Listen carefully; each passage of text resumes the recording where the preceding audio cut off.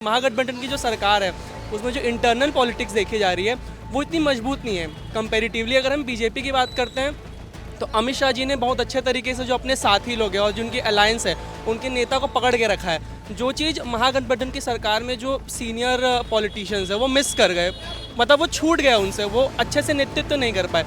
तो यहाँ पर थोड़ी महागठबंधन की सरकार में कमजोरी बहुत अच्छे तरीके से देखी। महागठबंधन में सरकार तो है नहीं।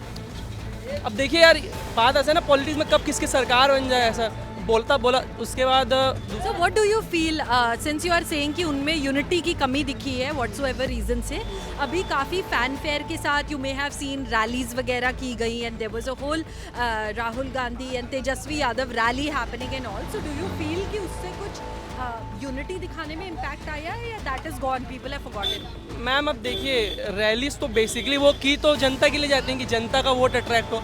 वोट अट्रैक्ट एक डिफरेंट टॉपिक हो जाता है। बात ये होती है कि अब आपके पास पॉलिटिशियन ही नहीं है, अगर नेता ही नहीं है जो एंड में आपको सपोर्ट करेंगे, तो रैली करने से अच्छा एक पार्टी मीटिंग बैठा लेते, वो ज़्यादा बेटर ऑप्शन रहता।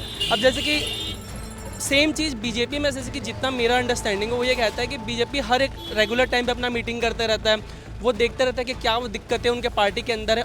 अब दूसरा जैसे कि प्रशांत किशोर जी भी हैं, तो एक जो गलती उनके साइड से जो बोला जा रहा है, वो चुनाव नहीं लड़ रहे। पहले उन्होंने 2-3 बार बोला कि भैया मैं चुनाव लड़ूंगा, और थोड़ा सा एक ओवर कॉन्फिडेंस वाले भी कि नहीं तेजस्वी तो आसान कैंडिडेट है हराने के लिए। तो नहीं, ऐसा बात नहीं भैया, बहुत पुराने समय से है वो।